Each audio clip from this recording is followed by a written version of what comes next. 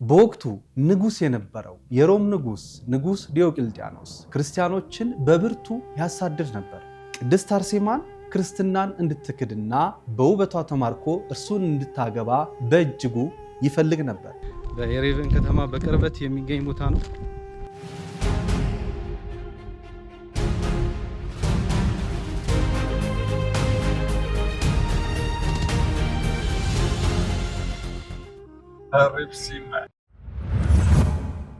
በ520 ዓመተ ምህረት በንጉስ አጼ ካሌብ ወደ ተመሰረተችው የስሪንቃዋ ንግስት ወደ ሆነችው ኩላማሷ አካባቢ ወደምትገኘው ስሪንቃ ቅድስት አርሴማ እንጓዛለን። ይሄን መንገድ አሁን መንገድ የተሰራው መንገድ የቀየሰው በሬ ነው።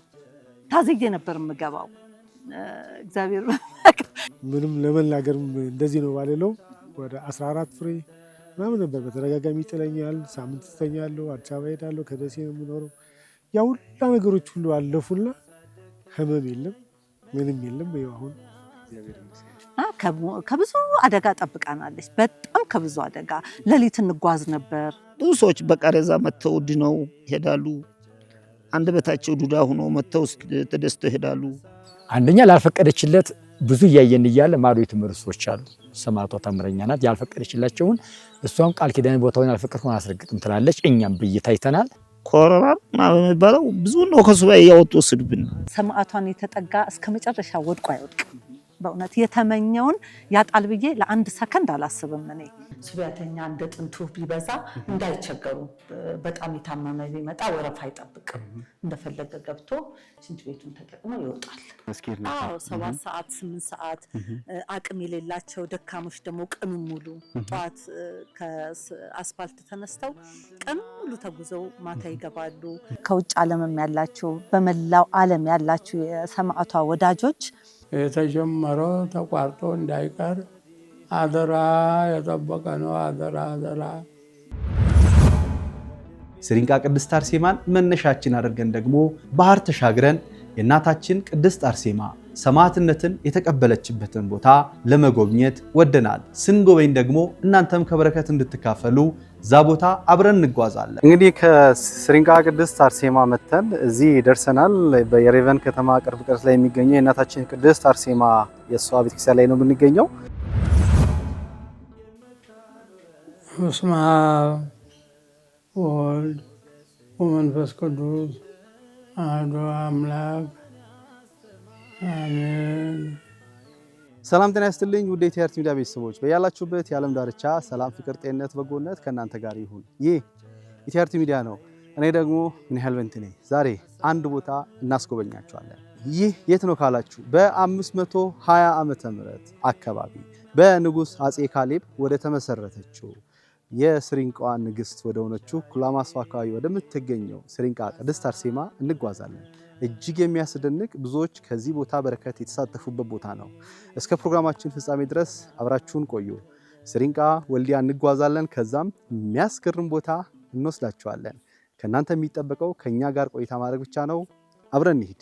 በቃላቴ እንዳልበድል አንደበቴን አንተ አቅና፣ ልጅነቴን እንዳላጣ በጠላቴ ወድቀና፣ የአባትነት መውደድን ሳልረዳው እንዳልገፋ፣ አደራህን አለኝታዬ ከእቅፍ እንዳልጠፋ፣ መቼም አትበጀኝ ይቺ ዓለም፣ መቼም አትጠቅመኝ ይቺ ዓለም፣ የምታዋጣኝ አንተ ብቻ፣ የምታኖረኝ ለዘላለም። እንግዲህ እሷ የተመሰረተችው በ4ኛው መቶ ክፍለ ዘመን በአቡነ ሚናስ ዘመነ ክህነት ጽላት እንደተቀረጸላት ይነገራል። በአቡነ ሚናስ በ4ኛው መቶ ክፍለ ዘመን ነው በአቡነ ሚናስ ጽላት እንደተቀረጸላት ይነገራል። በ520 በአጼ ካሌብ ዘመነ መንግስት የተተከለች መሆኗን ያው ታሪክ ያስረዳል። በዋሻ ውስጥ 40 ዘመን ዓመታትን ያክል ቆይታለች ይቺ ቤተክርስቲያንና ጽላቷ የመጀመሪያው ገና ማለት ነው። እና በዛ ላይ ነው ከዛ እየታጠነች ከደኖች በኋላ ከዋሻ ወጥታ በዲያሰሳው ጎጆ ሆና ማለት ነው በሳሩ ጎጆ በአካባቢው የሚገኙ ካህናት አባቶች ምእመናን እየተገለገለች መቆየቷ ይተነገራል በታሪክም ተዘግቧል ያሳደከኝ መልካምን ያስተማርከኝ ግርማዬ ውበቴ እግዚአብሔር አባቴ መጨረሻዬን አሳምረህ ገደል ስር ናት መንገዷ በጣም አስቸጋሪ ነው ያን ስታይ የእግዚአብሔር ጥሪ ስለሆነ እዛው መንፈሷ እዛው ቀረ ከዛ ጊዜ ጀምራ አሁን እስካለንበት ድረስ ቦታዋን በጣም በመለወጥ አንደኛ ቤተ ክርስቲያኗን በማሰራት ሁለተኛ የእንግዳ ማረፊያ የአባቶች ሁሉም ማረፊያ በማሰራት ሶስተኛ የመነኮሳት መኖሪያ ቤት ማሰራት አራተኛ የእንግዶች ሁሉ መጠለያ ሁሉ ማሰራት አምስተኛ መብራት በማስገባት ስድስተኛ ውሃ በማስገባት ሰባተኛ መንገድ እዛው ድረስ እንዲገባ በማሰራት ያው መንገዱ እንዲሰራ መብራቱም እንዲሰራ አድርጋለች። ሰላም ጤና ይስጥልኝ ውድ ተመልካቾቻችን፣ አሁን ደግሞ እንግዲህ በሰማዕቷ ቤት ደጅ ላይ ቁጭ ብለን እንደ ውስጥ ያንዳንድ ነገሮችን ለእናንተ የምትማሩበትን በረከት የምታገኙበትን ወደ ኋላ መለስ ብለን ደግሞ ትዝታዎችን እያነሳን ወደ እናንተ አንዳንድ መረጃዎችን እናደርሳለን። እንግዲህ አጠገቤ ፍሬዎት አለች፣ በዚህ በኩል ደግሞ ዴቭ አለ። ቆይታ እናደርጋለን። ፍሬ ቅድም እንግዲህ ዞር ዞር ብለን አይተናል አንዳንድ ቦታዎችን። እንዲህ ቁጭ ብሎ ለመንቀሳቀስ አይደለም እንዲሁ ለመሄድ ራሱ በጣም ጠባብ ቦታ ነበረ። እንደው ምን ትዝ ይልሻል? እስኪ ወደሱ እንመለስ። መቼም የጥንት ትዝታዬን ልትቀሳቀሰው ነው እግዚአብሔር በፈቀደ። እንግዲህ ሰማዕቷ ምድርን ሳቅ በዚህኛውም በኩል መንገድ የለም፣ በዚህ በኩል ነበር በቤተ ክርስቲያኗ በዚህ በኩል ነበርና ከላይ ሰው ጠብቆን ከላይ ሰው ይዞን ከታች ሰው እየገፋን ነበር በግፍ የምንገባው እዚህ ጋር ማለት ነውና ይሄ ጫካ ነው፣ ገደል ነው፣ ተራራ ታከን ነበር። እንግዲህ እስከዛሬ ተናግሬው አላውቅም። መናገርን በህይወቴ አልወድም፣ እግዚአብሔር በሚያውቀው ሚዲያም ላይ መውጣት አልወድም። አንገቴን ደፍቼ ሰማዕቷ እስከፈቀደች መኖር ነበር የምፈልገው። እንግዲህ እሷ በፈቀደች ግዴታ ሚዲያ ላይ እንድንወጣ ሆነናል። እንግዲህ እኔ ከረገጥኳት 30 ዓመት ኦልሞስት ሞላኝ። 30 ዓመት እና በልጅነቴ ነው የረገጥኳት የመጣሁት። እንግዲህ 30 ዓመት ሙሉ ከሷ ጋር ነው ያደግኩት እና 30ኛ ዓመቴን ያስኩ። በዛ ሰዓት የነበረው እውነት ለመናገር ምንም የሰው ድምፅ አይሰማ፣ ምንም ነገር የለም ከአራዊት ድምፅ በስተቀር ምንም ነገር የለም። መንገድ የላትም። እቺ አሁን እዚህ ጋር ግራውንድ +1 የሰራንባት ተራራ ነበረች። ያው ጠቅላላ ተራራ ነው። እላይ ከተራራው ጫፍ ላይ ግን ምርጊት የሌላት ትንሽ ጎጆ በጭራሮ የምትዘጋ ጎጆ ነበረች። እዛች ጎጆ ነው ያረፍነው እና እግዚአብሔር እንግዲህ ያንን ህይወት አሳልፎ እድሜ ሰጥቶ ዛሬ ሆኜ ሳየው እውነት አይመስለኝም እውነት ለመናገርና በዛ መሃል ብዙ ህይወት ታሳልፋለ፣ ብዙ ነገሮችን ታሳልፋለ። ግን ያ ሁሉ አልፎ ዛሬ እዚህ ደረጃ እኔ ቁጭ ብዬ ለኢንተርቪው መብቃቴ እውነት አይመስለኝም።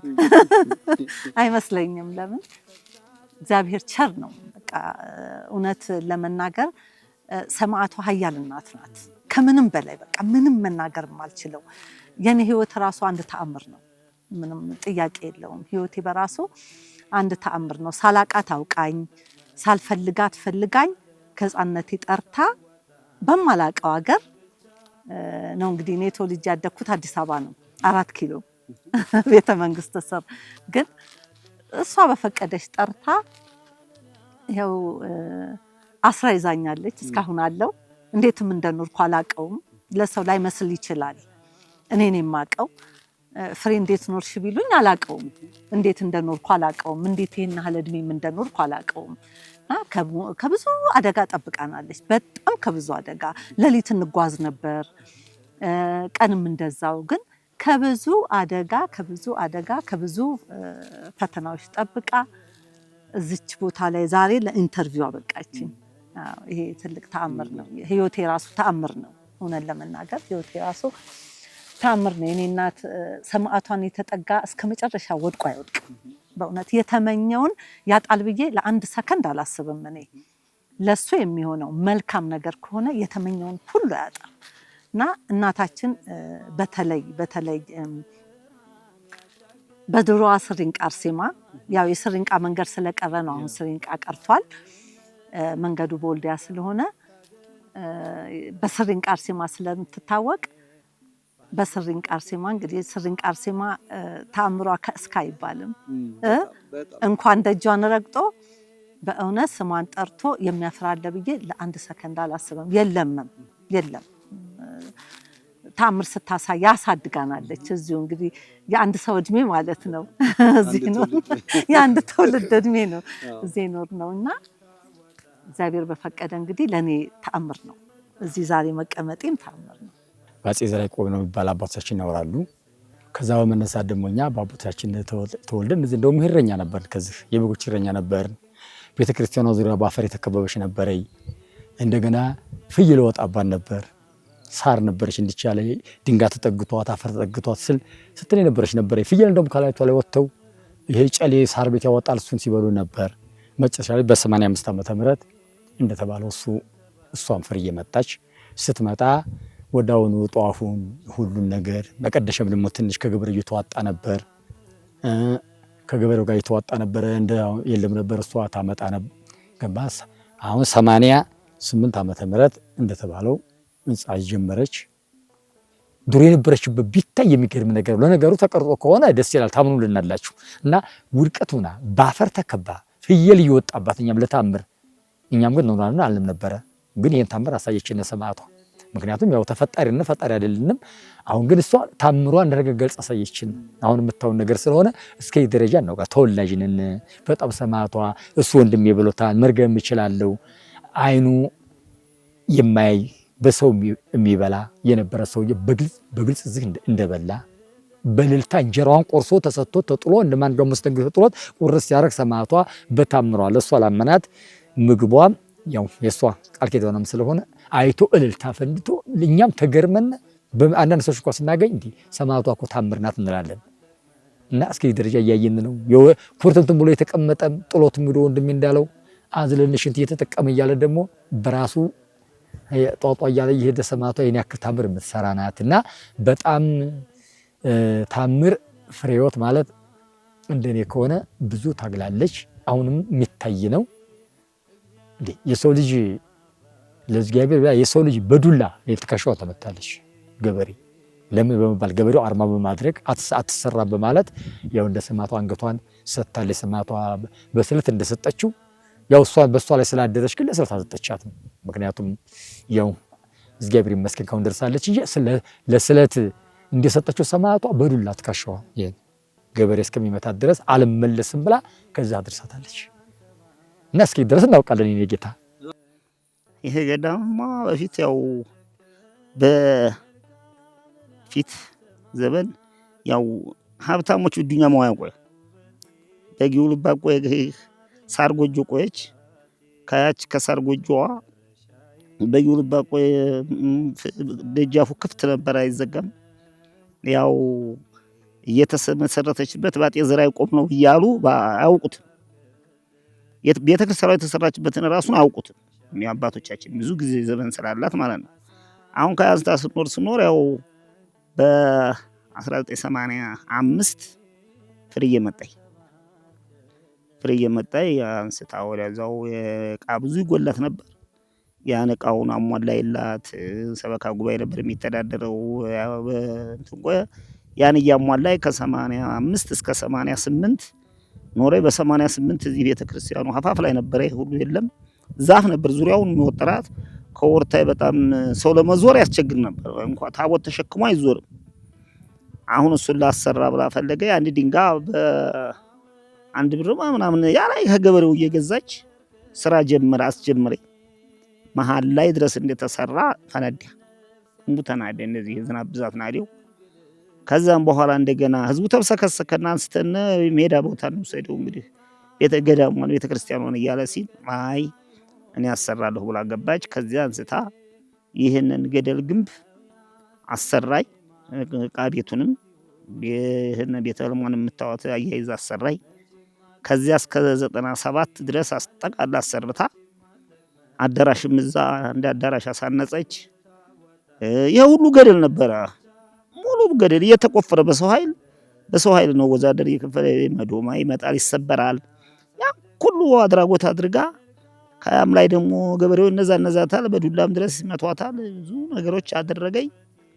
በ1997 አስመርቃ ቤተክርስቲያኗን ሳር ቤቱ ሳይፈርስ እንዲያለ አስመርቃ ከዕቃ ቤቱ ገባኝ።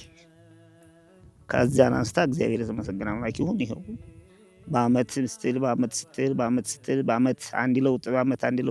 አንድ ለውጥ እያደረገኝ ከስርንቃ በሰው ኃይል ሶፋው ይሄ የውሃ ታንከሩ ሁሉ ከስርንቃ ነው በሰው ኃይል እየከፈለች የምታስመጣው።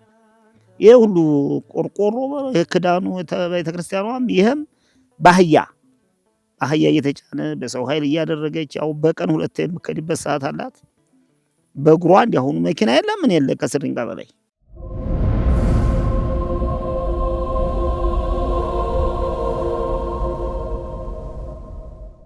አሁን የሚገኘው እዚሁ በተለምዶ ስሪንቃ አርሴማ በሚባለው ገዳም አሁን ደግሞ ዘፍሬዎት ቅድስት አርሴማ የእናቶች ገዳም ውስጥ ነው የምንገኘው። ይሄ መጸዳጃ ቤት ነው። በአንድ ጊዜ እንግዲህ 20 ሰው በዚህ 10 በሴቶች ብቻ እንዲሁም ደግሞ በወንዶችም ብቻ 20 ሰው ሊያስተናግድ የሚችል እጅግ በጣም ዘመናዊና በጣም ምቹ ሽንት ቤት ተሰርቶ ነው ያየነው። እጅግ የሚደንቅ ቦታ ነው።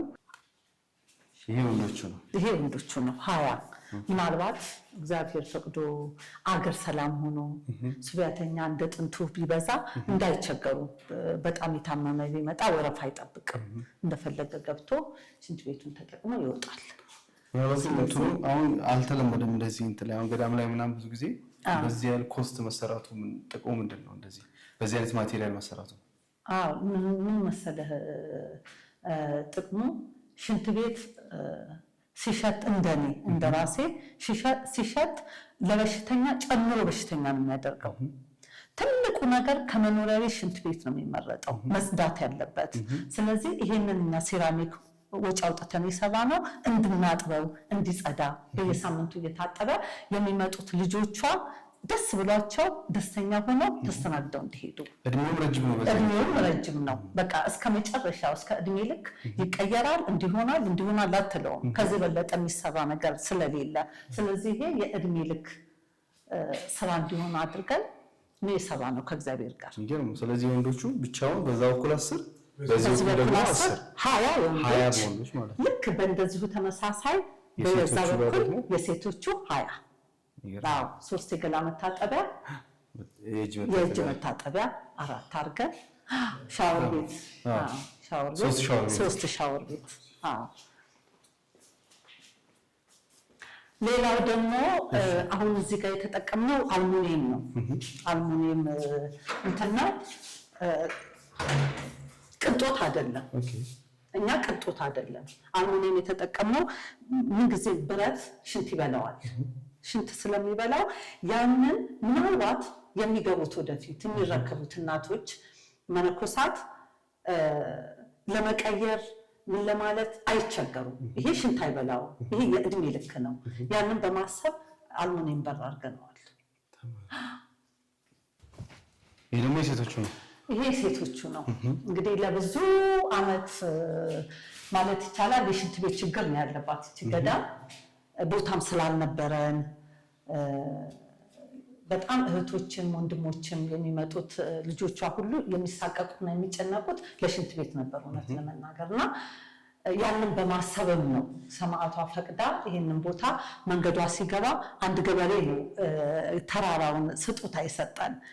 ያንን ተራራ የገጠር መንገድ ከመንገዱ ጋር አያይዞ ተራራውን ንዶ ይህንን ቦታ ሲያስተካክልልን በቃ የመጀመሪያ ስራችን ሽንት ቤት መሆን አለበት። ልጆቿ ደስ ብሏቸው ገዳማችን 7 ቀን የሚቆይባት በዚህ በሚቆይባት 7 ቀን ደስተኛ ሆነው ሽንት ቤትም ሳይቸገሩ ወረፋም ሳይጠብቁ ተስተናግደው እንዲሄዱ ብለን የሴቶችን 20 የወንዶችን 20 የወንዶችን አይተናል። ይሄ ደግሞ የሴቶች ነው። የሴቶች 20 ሽንት ቤት፣ 3 የገላ መታጠቢያ ሻወር ቤት ነው፣ 2 መታጠቢያ የእጅ 4 የእጅ መታጠቢያ 4። እኔ ይህንን ቦታ ከዚህ ቤት አውቀዋለሁና እንዲህ ሜዳ እንደዚህ ለመስራት የሚያመች ቦታም አልነበረም። አለትና ተራራ ነገር ነበር። እሱ ተንዶ ነው የተሰራው። ያንን ተንዶ ነው የተሰራው። ያ ተራራ ተንዶ በደንብ ሴፍቲ ታንከሩ ራሱ እዚህ ውስጥ እንዳይሆን አድርገን ከዚህ ጀርባ ለብቻ ነው ሴፍቲ ታንከሩን በስነ ስርዓት ሲሞላ ተመጦ እንዲወጣ አንለቅም። ለምን ከታች ገበሬዎች ስላሉ ወደ ታች ራሱ ለገበሬን በሽተኛ እንዳያደርግብን አንለቅም ብለን በደንብ ነው ሴፍቲ ታንከሩ በደንብ ተሰርቶ እንዲመጠጥ ሲሞላ እንዲመጠጥ። ግን ያው በ10 ዓመትም በ20 ዓመትም ላይሞላ ይችላል። በጣም ሰፊ ትልቅ ስለሆነ በሞላ ጊዜ ግን እንዲመጠጥ አድርገን ነው። አሁን ውሃ አልገባልንም። ውሃ በገባልን ጊዜ ሴፍቲ ታንከሩን ገዝተናል። የሴፍቲ ታንከር ማስቀመጫውን ሁሉ ገንብተን ጨርሰናል። ታዩታላችሁ። እዛ ላይ አድርገን ቀጥታ በእያንዳንዷ ሽንት ቤት ቧንቧ እንዲገባ አድርገናል። ሽንት ቤቱ ይከፈታል። በጣም አሪፍ በጣም አሪፍ። ሀገራችን ሰላም ሲሆን ዋናው እሱ ነው። ይህን የመሰለ መጸዳጃ ቤት እዚህ ለመሰራት ዋናው ትልቁ ነገር ምንድን ነበር? በአመት 2 ጊዜ የሚከበረው ክብረ በዓል መስከረም 29 እና ታኅሳስ 6 በጣም ብዙ ህዝብ ነው። ለመግለጽም የሚያስቸግርም ስለሆነ ያው ሁላሰው ግን ሽንት ቤት የሚጠቀሙ የት ነበር? ይኸው በምታየው በዚህ ገደል ማለት ነው። ሙሉን ይሄን ይዘህ እንደዚህ ይዞራል።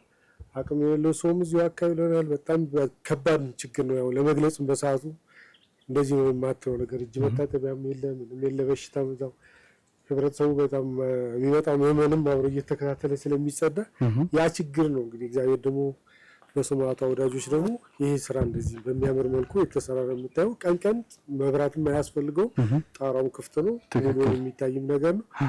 እዚህ ባለበት እንግዲህ ለመድረስ የተደረሰበት ድካም ይሄን ያለ ማለት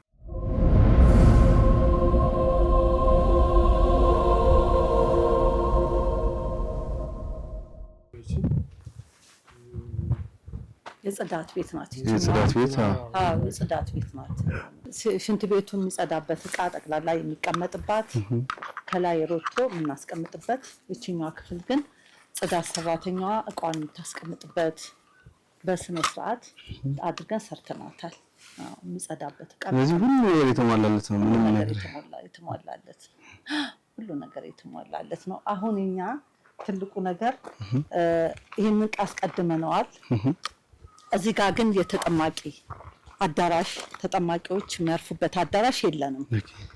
ስለሌለን እዚህ ጋር ቢያንስ 2 አዳራሽ የመስራት ሀሳቡ አለን እንደ እግዚአብሔር ፍቃድ። ይህንን የሚመለከቱም የሰማዕቷ ወዳጆች እንግዲህ የተሰሩት ስራዎች ከዚህ በፊት መንገዱ ሲሰራ አይተዋል። አንዳንድ ስቱዲዮ ኢንተርቪው አድርገን እየተሰሩ ያሉ ነገሮችን አሳይተናቸው ነበርና እውነት ለመናገር ነው ባለፈው ከመጣሁበት አሁን ራሱ በጣም ከፍተኛ በጣም አይገናኝም ያለው ልዩነት። ለዛውም ሰውን የመጣ አይደለም ባለው ወቅታዊ ሁኔታ ከዛ በፊትም በሰሜኑ ጦርነትም እንደዚሁ ደግሞ ሰዎች እየመጡ አልነበረምና ሰው ሳይመጣ አንዳንድ የሰማዕት በጎ ፈቃደኛ የሰማዕት ወዳጆች በሚያደርጉት እዚህ በጣም በጥቂት እንቅስቃሴ ይሄ ሁላ ከተሰራ ምናልባት ደግሞ አሁን ብዙዎቻችን እዚህ ላይ ተሳትፈን ከበረከት ተሳትፈን አንዳንድ እንቅስቃሴዎች ላይ ብንሳተፍ ምን ያህል ለውጥ ሊመጣ እንደሚችል ትልቅ ማሳያ ነው ብዬ አስባለሁ። ወደ ወልዲያም እንሄዳለን። ምናልባት ገዳማ ወደፊት ራሷን የምትችልበትን ከሰው እንደዚህ ከእርዳታ የምትላቀቅበትን ራሷን በራሷ የምትችልበት ሰፊ ልማት ስራዎች እየተሰሩ ነውና እሱንም እናያለን። እኔ አሁን ባየሁት ነገር እውነት ለመናገር በጣም በቃ ገዳማት ላይ ብዙ ጊዜ ችግሩ የመጸዳጃ ቤት የሽንት ቤት ችግር ነውና እሱም በትክክል የሚቀርፍ ለትውልድ የሚተላለፍ ስራ ተሰርቷል ብለን እናስባለን። ወደፊት ደግሞ እዚህ ጋርም እንደተባለው የጸበልተኞች ማረፊያ ቤት እንደገና ደግሞ ሱባኤ የሚገቡ ማረፊያ ቤታቸው በደንብ አድርጎ ከተሰራ በኋላ ምንም ሳይጨናነቅ በስርዓት መጥቶ ቦታው በጣም የጽሞና ቦታ ነው። ከሰማዕቷ በረከት አግኝቶ የሚመለስበት ቦታ ይሆናል ብለን እናስባለን። የሚመለከቱ ወዳጆቻችን ማን ያውቃል እኔ ሸፍኜ እኔ እሰራለሁ ብሎ የሚነሳ ደግሞ ሰማዕቷ ልታስነሳ ትችላለችና እስቲ እግዚአብሔር ፍቃድ ቀጣይ ስራዎችን ደግሞ እናያቸው። እስቲ ፍሬ አላለቀም፣ ገና ነው።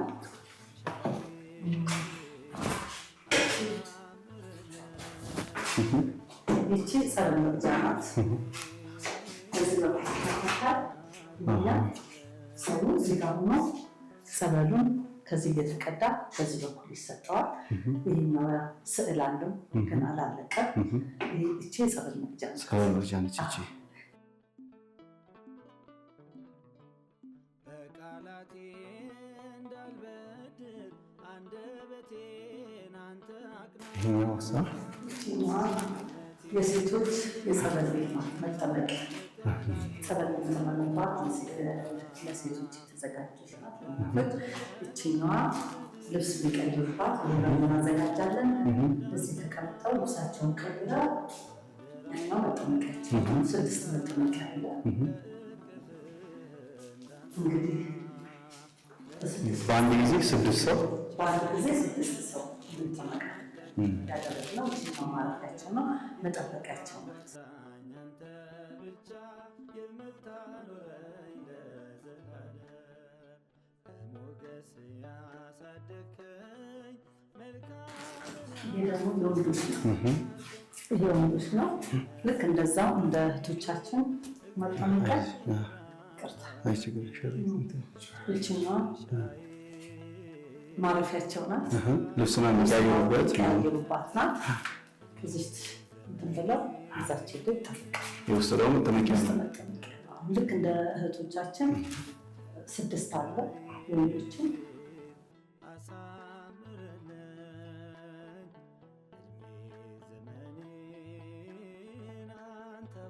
እነዚህ ሴራሚኮች ናቸው። እነዚህ ሴራሚኮች ናቸው። ለቤተልሔም ነው ሰማዕቷ የፈቀደችለት አንድ ወንድማችን ገዝቶልን፣ አሁን በቅርብ ነው ሙሉውን የገዛልን።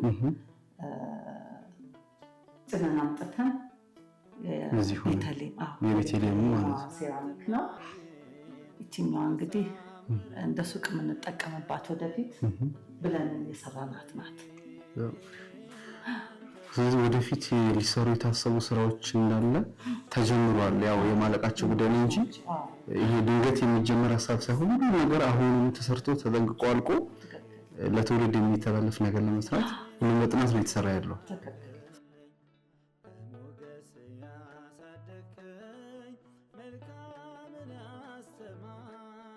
ስለዚህ ወደፊት ይሄው እንደ ሱቅም ያገለግላል። አሁን እንደ ስቶሪ ይጠቀማል።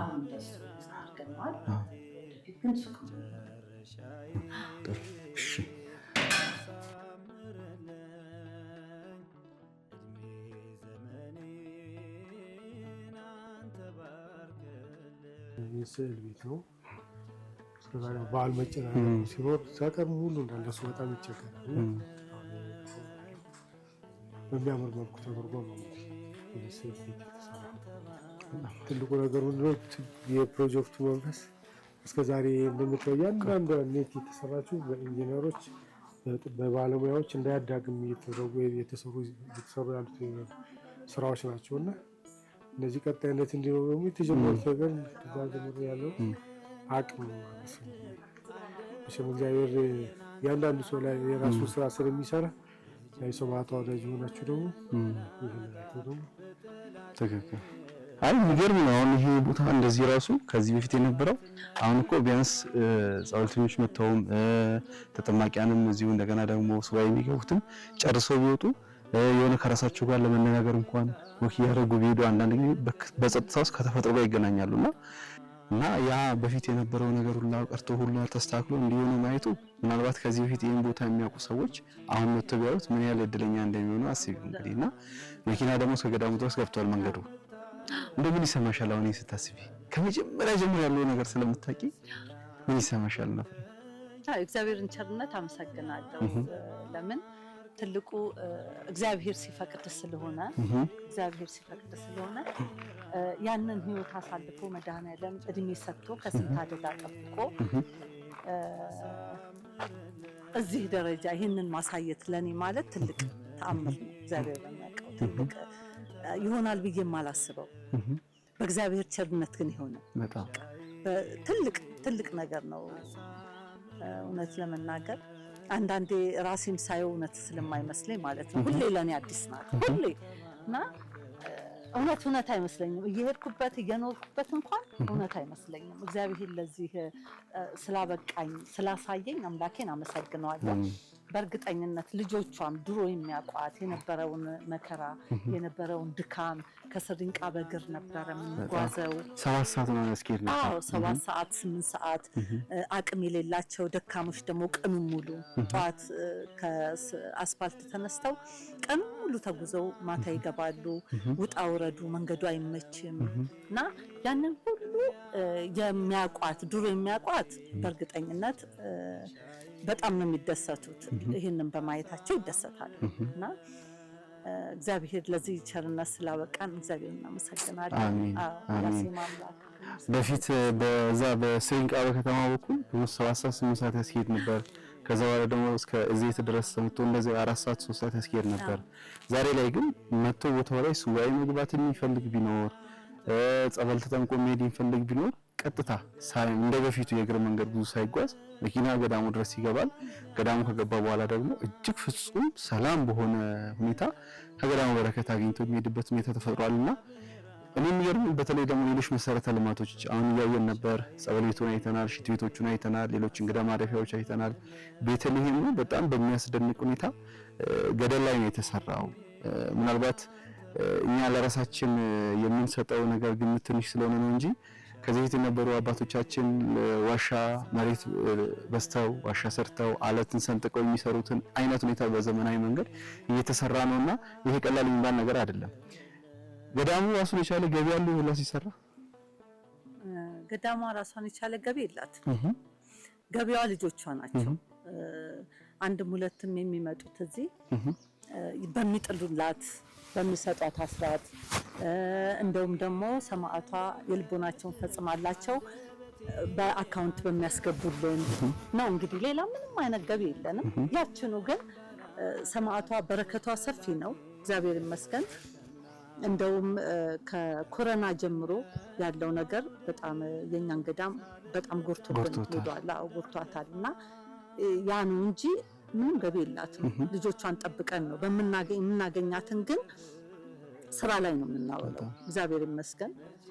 ምንም ነገር ይሁን ምንም ነገር ጀመር እያደረግን እንተዋለን ስናጣ እንጂ ምንም ነገር ገንዘብ ካለን ወደኋላ አንልም ለስራ። ውድ ተመልካቾቻችን እንግዲህ እንደሰማችሁት በጣም በተለይ ደግሞ የኮቪድ-19 በገባ ጊዜ ገዳሙ ጋር ብዙ ምዕመናን ለጸበልም ለሱባኤ ይመጡ ነበረ። በጣም እጅጉን ቀነሰ። ኮቪድ ሲመጣ እዚህ ብቻ ሳይሆን በመላው ዓለም በመላው ሀገሪቱ በተለይ ሰዎች እንቅስቃሴ ገታ ብሎ ስለነበረ እዚህም ሰዎች መምጣት አቁሞ ነበር። ከዛ በኋላ ደግሞ የሰሜኑ ጦርነት ጀምሮ በሱም እንግዲህ ሰዎች ወደዚህ ምዕመናን መምጣት አቁሞ ነበር። አሁንም ባለው ወቅታዊ ሁኔታ አንጻር ወደዚህ ምዕመናን እየመጡ አይደለምና በዚህ ጊዜ ውስጥ ግን አንድም የገዳሙ አገልግሎት አልተቋረጠም። እጅግ በሚደንቅ ሁኔታ የገዳሙ አገልግሎት ብቻ ሳይሆን የሚሰሩ ስራዎች ተጀምረው ምናልባት ቀናቶች እየፈጁ ሳምንታት እየፈጁ እየተጀመሩ ቆመዋል። አሁን ላይ ግን አንዳንድ የቆሙ ስራዎች ከጊዜ የተነሳ ያው ስራዎች ቶሎ አልቀው ወደ አገልግሎት መግባት ስላለባቸው ምናልባት የመበላሸት ወደፊት የፊኒሺንጋቸው ካላለቀ የመበላሸት ነገርም ይኖራል። አሁን ቅድም ያየናቸው የሽንት ቤት እንደገና የጸበልተኞች ቤት ምናምን ካላለቀ ያ በውድ የተገዛ ሴራሚክ የአልሙኒየም ስራ ምንም ጥቅም የለውም እና ይሄንን ለመጨረስ ደግሞ እንደተባለው በአመት ሁለቴ ነው እዚህ ቦታ ላይ መስከረም 9 እና ታህሳስ 6 የእናታችን የቅድስት አርሴማ ዓመታዊ ክብረ በዓል ነው። በፊት በጣም በድምቀት ይከበራል፣ አሁንም ይከበራል። ነገር ግን እንደ በፊቱ ምዕመናን በሰፊው ስለማይመጡ ወደ እናንተ ለመውጣትም ተገደናል ማለት ነው። እኛም እዚህ ስንመጣ ከዚህ በፊት 3 4 5 ጊዜ ቪዲዮ ወደ እናንተ አድርሰናል።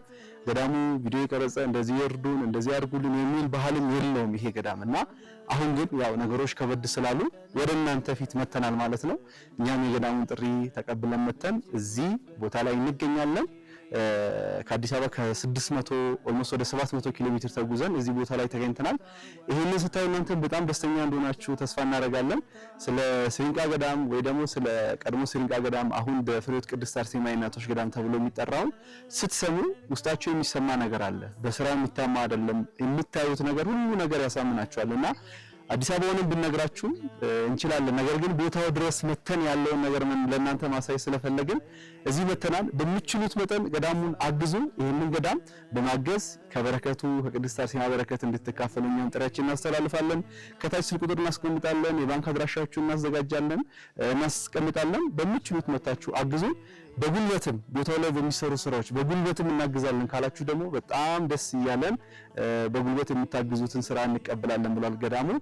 ዋናው ግን ይሄ የተጀመሩ ስራዎች እንዲያልቁ የእናንተን እገዛ እንፈልጋለን። ገዳሙ ወደፊት ራሱን እንዲችል ደግሞ ራሱን ችሎ ከልመናም ከምንም እስካሁንም በዛ ደረጃ አይታወቅም እንዲወጣ ወዴት እንሄዳለን? ወደ ወልዲያ ደግሞ ሄደን እየተሰሩ ያሉ የልማት ስራዎች አሉ። እነሱ ደግሞ ምንድናቸው የሚለውን ነገር እናሳያቸዋለን። ገዳሟ ላይ የጎደላት ምንም ይሄ መንገዷ ሲሰራ ማፍረስ ያለብን ነገሮች በእኛ በልጆቿ መሰራት የሚችለውን ነገር አፍርሰናል። በጣም ብዙ ነገር አፍርሰን አሁን እግዚአብሔር ይመስገን 2 አዳራሽ ነበር ያፈረስነው ያኔ 2 አዳራሽ አፍርሰን መሰረተ ልማቱን ለማስፋት ነው ግቢዋን ለማስፋት ቦታውን መንገድ ለመስራት ግቢዋን ለማስፋት 2 አዳራሽ አፍርሰናል። አፍርሰን ነው አሁን ዛሬ ቆንጆ ሆኖ እንዲሰራ የሆነውና የጀመርነው ህንጻ ብዙ አመት ሆኖታል። ግራውንድ ፕላስ 3 ነው። 3ኛው እስላቡን ማለት አቅቶናል፣ ቆሟል። ግን ሁለቱን ያው ልስኑን ሰርተን ሱባኤተኛ ለጊዜው እንዲጠቀምበት እያደረግን ነው። ሌላው ደግሞ እዚሁ ገዳም ላይ ራሱ የሚጎድል በጣም ብዙ ነገር አለ። የተግባር ቤት የለንም። ተግባር ቤት ለመስራት ሐሳቡ አለን፣ ያው ከአለው አንፃር ነው። ስለዚህ ተግባር ቤትም ያው ገደል ስለሆነ አሁን እኛ ፈልገን ወደን ምናምን አይደለም ፎቅ የምንሰራው ወይም እንደ ከተማ እንድትሆን ሳይሆን ካለን ቦታ ፎቅ ካላደረግን ቦታ የለም። ያለችውን ትንሽ ቦታ ደራርቦ ካልተሰራ ምንም ቦታ የለም። ስለዚህ ለዛ ነው ፎቅ የምናደርገው እና አሁንም ተግባር ቤት የለንም። ተግባር ቤትም የግዴታ ገደል ላይ ስለሆነ አሁን ያለነው ፎቅ አድርገን ነው የምንሰራው። እግዚአብሔር ሲፈቅድ ተግባር ቤት ይጎላታል ገዳማችን እና ያው ቤተልሔም እንዳልከው ቤተልሔሙን ሰርተነዋል። እግዚአብሔር ይመስገን ፊኒሺንግ ይቀረዋል። አንድ ወንድማችን ሴራሚኩን ችሎናል። ከዛ በኋላ ያለው ግን በርና መስኮት እና ቀለም ምናምን ይቀራታል። ያችን እንግዲህ ደግሞ ሄደን እናያታለን። ሌላውን በሰማዕቷ ፈቃድ ሰማዕቷ ልጆቿ ናቸው እስካሁን እንግዲህ ምንም 5ም 10ም የሚረዱን ልጆቿ በዓለም ላይ ያሉት ልጆቿ ናቸው እዚህ ያደረሷት። በእርግጠኝነት ሰማዕቷን የረዳችሁን ሁሉ እዚህ ያደረሳችሁን ሁሉ እህቶቻችንንም ወንድሞቻችንንም አባት እናቶቻችንንም ከልብ አድርጌ ነው የማመሰግነው። ይህ ቪዲዮ እስከ መጨረሻ እንድትከታተሉት። መጨረሻ ላይ የሚደንቅ ሰርፕራይዝ አለን። ከዚህ ተሻግረን የሆነ ቦታ ደግሞ እንወስዳችኋለን። አሁንም አብራችሁ ቆዩ።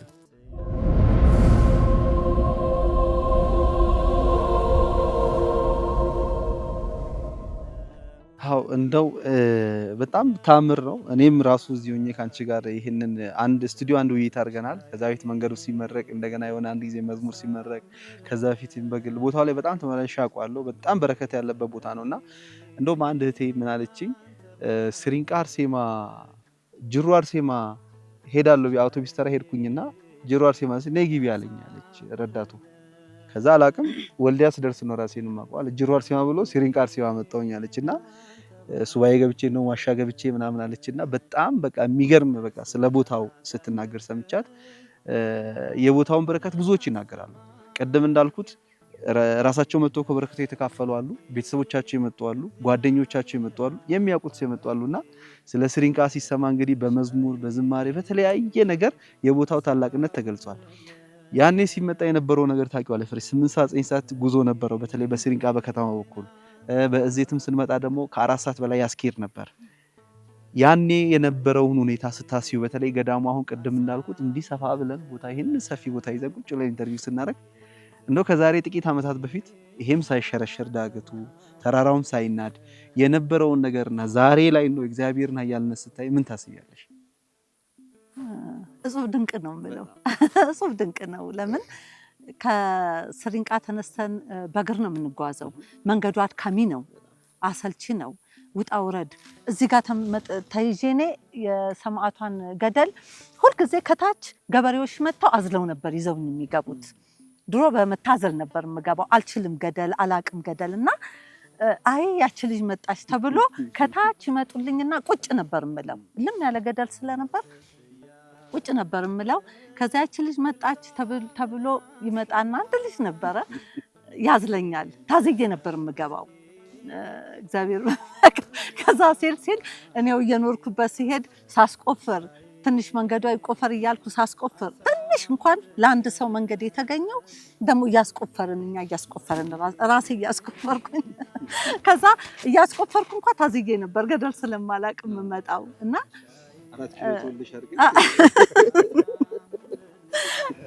ታዝዬ ነበር የምመጣው።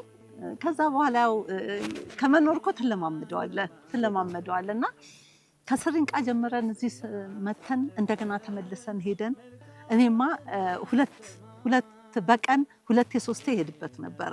ከዛ በኋላ ለምደሹ ማለት ከዛ በኋላ ባይለመድም የግድ ስራ ሲሆን ግን ትሄዳለህ፣ አማራጭ የለም እና በቅሎ አልወድም፣ በቅሎ አላቅም፣ በህይወቴ ተቀምጬም አላቅም። በበቅሎ አልሄድም፣ በእግሬ ነው። ግን እንደዛም ሆኖ በጣም አስቸኳይ ነገር ሲመጣ መከራም ሲመጣ ለደስታ ብቻ እንዳይመስለ ትንሽ ውጣ ውረድ ነበረው። እውነት የሰማዕታት ስራ መከራ ነው። ሰማዕቷ ራሷ ሰማዕት ስለሆነች ስራዋ ሁሉ በመከራ እንዲያልፍ ነው መሰል የምትፈልገው። እያንዳንዷ ስራ መከራ አለው እዚህ ቦታ ላይ እና በጣም ፈተና ነበረው። ገበሬው ያምጽ ነበር፣ አገሯም ያምጽብኝ ነበር። እንደገና ደግሞ ሊመቱኝ ይመጡ ነበረ እና በጣም ብዙ ውጣ ውረድ ነበረውና እንመላለስ ነበር። ብቻ እግዚአብሔር ያንን አሳለፈው። ብዙ ነገር አልፏል። አሁን ያ ሁሉ አልፎ ታዲያ እግዚአብሔር ይመስገን ይኸው እንግዲህ ቁጫና አሁን ደግመዋለሁ። ይሄንን ለምን ለኔ ተአምርም ስለሆነ ነው እና እየታዘልኩ ነበር ይሄን ገደል የምወጣው። ታዝዬ ነበር የምመጣው። ይሄን መንገድ እንደውም ይሄን መንገድ አሁን መንገድ የተሰራው መንገድ የቀየሰው በሬ ነው። በሬ ለመጀመሪያ ጊዜ መስከረም 29ን በሰማዕቷ ፈቃድ እዚህ ቦታ አይታወቅም። መስከረም 29 አትነክስም። ስለዚህ መስከረም 29ን በሷ ፈቃድ ልናነክስ ስንነሳ በሬ ገዝቼ ከመርጦ በሬዋን ገዝቼ የመስከረም 29 ክብረ በዓሏን በሬ ገዝቼ ስወጣ መርጦ ነበር የገዛሁት። ስወጣ አንዲት ትንሽ እህል የጫነች አህያ አንዲት ሴትዮ ትነዳለች። ስትነዳ እኔ በሬውን እየነዳው ባቄላ ለንፍሯ ገዝቼ ባቄላውን በጀርባ የተሸክሜ እየሄድኩኝ ለመንኳት። እባክሽን እችን አህያ እከፍልሻለሁኝ 2 ብር እከፍልሻለሁ እስከ 2 ብር እከፍልሻለሁ እስከ እዚህ ተራራውን አውጭልኝ ብዬ ለመንኳት። እሺ ችግር የለውም ማለችና ጫነችልኝ። ከዛ በኋላ ያንን በሬ ያቺ አህያ እየጠበቀችው ከፊት መንገዱን እየመራችው ይዘው መጣች። ልክ እዚህ ስንደርስ በሬው በቃ ለጉድ ይዘል ጀመር። በጣም ወፍራም ነው። ቤት ተኝቶ ይቀለብ የነበረውን ነው የገዛሁት፣ ያው በሷ ፈቃድ የገዛሁት እና ይዘል ጀመር በሬው። ወይኔ በሬው ሊሞት ነው ምናምን እያልኩ እኔ ስጮ እንደ ሰው ተንፍሶ ቆመ። ያ ሁሉ ሲሆን አህያዋ ቆማለች። ትፈታታለች እያልኩ ነው የማስበው። ከዛ ሂጂ ይዘሻት ሂጂ፣ ከዛ በኋላ ልቀቂያት አለችኝ። ያቺ ሴትዮ ማለት ነው።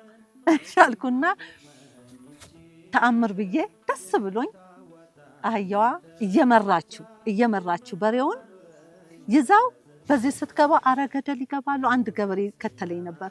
አረ በሬው ገደል ይገባል ምናምን ስል መሄድ አይቻልም፣ ሰው አያልፍበትም። ለምን መንገዱ በዚህ ነው። አህያዋ እየመራችው በሬውን ይዛ በዚህ በኩል ወጣች። ማንም አያምንም። ያቺ በመራችው ነው ዛሬ መንገድ የተሰራው። አህያዋ በመራችው ከአስፋልቱ ይሄ መኪና መንገዱን ከመሰራቱ በፊት የእግር መንገድ በዛ የቀየስ ነው አህያዋ በመራችው ነው። ይሄ መንገድ ከዛ በኋላ ነው የተውነው። አመሰግናለሁ። እኔ ብዙ የመናገር ልምድም የለኝም።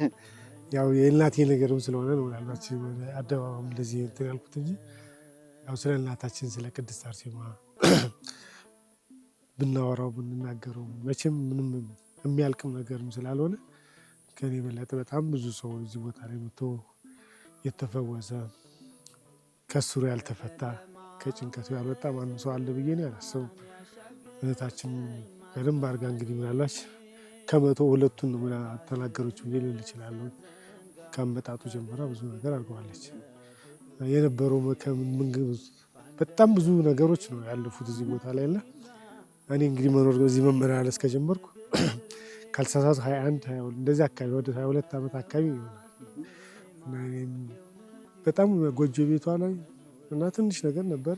እንመጣለን ያችኑ ሱባኤ ገብተን እኔ እየተመላለስን ነው እንግዲህ በረከቱም ትምህርትም ጨርሰን ብዙ ነገሮችን ያሳለፍነው። የልማት ስራዎች ይዛን ጊዜ ብዙ እኛም ልጆችም ስለነበረ ያው ሱባኤ አድርገን የግብር ቤት ገብተን በዓሏን መስከረም 29ን ታኅሳስ 6ን ሰርተን እንሄዳለን። ከሆነ ጊዜ በኋላ ደግሞ በግል ህይወቴ ላይ ደግሞ የሆነ ነገር ትንሽ ከበድ ያለ ነገር ታጋጠመኝና በህመም ኃይል ማመንጫዎች ስሰራ ኤሌክትሪክ ይዞ ነበረ እና ከዛ በኋላ ነው ያለፉት ወደ 7 ዓመት አካባቢ እንደዚህ ታመምኩኝና ስለዚህ እንግዲህ ግዴታ ወደ ውጭ ሰርጀሪ ካልተደረገ አይቻልም። ያው ግድ ጭንቅላት ውስጥ ያለው ደም መውጣት አለበት ምናምን ተባለ። ያው ካለው አቅም ማነስም ግማሹም ሕክምና ላይም ደግሞ ለይሁንም 50-50 ነው ምናምን ሲባል ያው ያለውን ቤተሰብ ምንም ተጨናቅ ልጆችም ስለነበሩ ያው መጣው 40 መድኃኔዓለም ምን ሄድኩት 40 መንዝ 40 መድኃኔዓለም እጄ ከዛ ነው እንግዲህ ወደ እናታችን ቅድስት አርሴማ ከዛ በፊትም መጥቼ ነበር። ወደዚህ መጣው ይዋለው ማለት ነው። ምንም ለመናገርም እንደዚህ ነው ባለው ወደ 14 ፍሬ ምናምን ነበር በተደጋጋሚ ይጥለኛል። ሳምንት ተኛለሁ፣ አዲስ አበባ ሄዳለሁ፣ ከደሴ ነው የምኖረው። ያው ሁላ ነገሮች ሁሉ አለፉና ህመም የለም ምንም የለም። ይኸው አሁን ከዛ በኋላ ነው እንግዲህ ትምህርቴን ጨርሼ ዩኒቨርሲቲ ተማርኩ፣ በኢንጂነሪንግ ተመረኩ። ያው እናቴን እያገለገልኩ እንግዲህ ምናልባት የኔ አንድ እንደ ተደረገልኝ ብዬ የማስበው በጣም ፍርዬ በጣም ትቸገር ነበር በመብራት ምክንያት እና እኔ የነገራት ብዙም እንደዚህ በአካል አንተዋወቅ እኔ እመጣለሁ እንደ ማንኛውም ሰው አገልግዬ ነው የሚሄደው እና እንደዚህ እኮ ትራንስፈርመሩ እዚህ ላይ ደርሶ መሄድ አልቻለም። ከወልዲያ ደወሉ ስታፎች እና እንደዚህ ተብሏል እስኪ ያልኩና ያ የሆነው የት ነው ሆስፒታል ውስጥ ነው እዛ ነው ሆስፒታል ውስጥ ነው። ከዛ ደወልኩለትና ስልኳን ስጡኝ አልኩና ደወልኩ። ወደ አዲስ አበባ ሪፈር እየሄድኩ ነው ትሄዳለህ ተብዬ እሺ አልኩኝ። በዛ መሀል ላይ ደወልኩላትና ፍሬዬ እንደዚህ ዳዊት እባላለሁ ማለት አንቺ አትተኪኝም ግብር ቤት ውስጥ ነበር መጥቼ ሰርቼ ወጥቼ የሚሄደው እና እንደዚህ ስላት ታዲያ እንዴት ሊሆን ይችላል ምናምን አለች። አይ እሱን እንግዲህ ሰማዕቷ ናት ፈቃዱ አይሁን። ያው በአጋጣሚ ደግሞ የምሰራውም ዛ ስዊች ኪር ላይ ትራንስፈርመር ላይ ምሰራ ነበር። እኛ እንሞክረው እንግዲህ እኛ ሳይሆን እግዚአብሔር ነው የሚሰራው ሰማዕቷ ፈቅዳ ነው ያልኳት። እሺ ካልክ በቃ አለችኝ። ከዛ በኋላ ግን ያው ከባድ ነው። በኋላ ደጋግመን ደወለችልኝ። በቃ የኛን ማናጀሩን አቶ መስፍን ይባላል እግዚአብሔር ትልቅ ደረጃ ያደርሰው አሁንም ደርሷል። ከዛም በላይ እንዲያደርሰው ነው የምመኝለትም። ከዛ አወራን ይሆናል ወይ ማለት ችግር የለም ዞሮ ተፈታቶ ነው የሚሄደው። ያው በሂስትሪም ትራንስፈርመር ተፈቶ የሚሄደው ማያቅምም ሊሆንም አይችልም ከባድም ነገርም ስለሆነ እና ከዛ አወራን ተነጋገርን። መኪና መደበልኝ 2 ልጆች ጨመርኩኝ ተያይዘን መጣ። ከዚህ ተጀመር ነው በቃ እንግዲህ እግዚአብሔር ፈቀደ ሰማዕቷ ፈቀደችው 3 ቀን ፈጀም። ከዚህ እዚህ ለመምጣት ዘይቱን ወደ 14 ጄሪካል አካባቢ ነው ዋይንዲንጉን የብቻ ትራንስፈርመሩን ሳምፖ የብቻ እንደዛ አድርገን ከ40 እስከ 50 60 ሰው ድረስ በብሉሺት በገዘይ በግራና በቀኝ መንገዷ አንድና አንድ እንደዚህ ለአንድ ሰው ናት። በጣም በሚያምር በተአምር በእግዚአብሔር ቸርነት ያለ ምንም ነገር ሶስት ነው አራት መጨረሻ ላይ ይገባል። ከዛ በኋላ ቁጫን ወደ 2 ቀን አካባቢ ዘይት ምናምን ሰርቪስ ተደረገ ምናምን ገጣጠም ነው መስመሩን ያው ባውዛው ምናምን ሁሉም ተራራ ኮዲዎች ነበሩ አብረውን የነበሩት። እስከዛ ሲሆን ግን እኔ ጥሩ አልነበርኩም። ነገር አድርጌዋለሁ ወጥቶልኛል። አውቶፑቱ ይብራ አለቀ። እንግዲህ ሰማዕቱ አስተዋይ ሰዎችን ስራ ሰቀል ነው ምናምን ስንሰጠው እና ለኔ ታምር የተደረገልኝ በህይወት የሚለው ከዳንኩት የበለጠ ያ ነገር የመጣበት መንገድ እግዚአብሔር ፈቅዶ ይሁን መኪና ድረስ እየገባ ነው። ያ ሁላ ነገር አልፎ ከዛ በኋላ በቤቷ እስካሁን ድረስ ሳይገባኝ እያገለገልኩም ባለው በሚችለው መንገድ እንግዲህ ያሳለፍነው ነገር ሌላ ነገሮች በጣም ብዙ ነገር ነው። ዛሬ ድረስ አለ። የሚገርም ነው ማለት እንደዚህ አይነት በረከት መቋደስ ብዙዎች ይፈልጉታል ብዬ አስባለሁና ብዙዎቻችን ያልታደልንበት እንደዚህ አይነት የበረከት ስራዎችን ነው። በጣም ደስ ይላል። እንደው ግን በዚሁ አጋጣሚ ብዙዎቻችን መተን በረከት ባናገኝ እንኳን አሁን በረከት እንዲያገኙ ገዳሙ ብዙ ስራ ይሰራ ነው። ቅድም እንደጠቀስ ነው በተለያየ ምክንያት በኮቪድ በሰሜኑ ጦርነት አሁን ባለው ወቅታዊ ሁኔታ ምክንያት ቦታው እንደምታየው ነው ጭር ብሏል። ጸበልተኞች ሱባኤተኞች የሉም። ምክንያቱም ያለው ወቅታዊ ሁኔታ ገዳሙ ግን እስካሁን ስራ አልቆመምና ያሉ ስራዎችም የተጀመሩ ስራዎች አሉ። እሱም ቶሎ እንዲያልቅና ምዕመናን በዚህ ላይ ተሳትፎ ከበረከቱ እንዲያገኙ እንደው ፊዚካል እዚህ ድረስ መጥተው እንደ ቅድሙ አይነት የበረከት ስራ እንኳን ባይችሉ አሁን ከዚህ በረከት እንዲሳተፉ ምን መልእክት አስተላልፋለህ? ያው እንግዲህ ከመጸዳጃ ቤቱ ከመንገድ ከሁሉም ጀምሮ ያሉት ፊዚካል ያሉት እኔ እናታችን ጋር እንግዲህ ይህን ያህል ጊዜ ያው ከፍሬ ጋርም ከወንድሞችም እንዳጋጣሚ እንዲሆነው ዛሬ ያልተገኙ ባንደበትም መልካም የሆኑ ብዙ ማውራት እንዲናገሩ እግዚአብሔር ፈቅዶ ወደ ስራ ምክንያት መምጣት ስላልቻሉ ነው የመጣ ነው እና የተጀመሩ ስራዎች እስከዛሬ በሚዲያም ወይም በተለያየ ነገሮች እንደዚህ የገቢ ማሰባሰቢያ ነገር የተደረገ ነገር እንደዚህ ትልቅ ነገር የለም። ከኮቪድ ተጀመረ።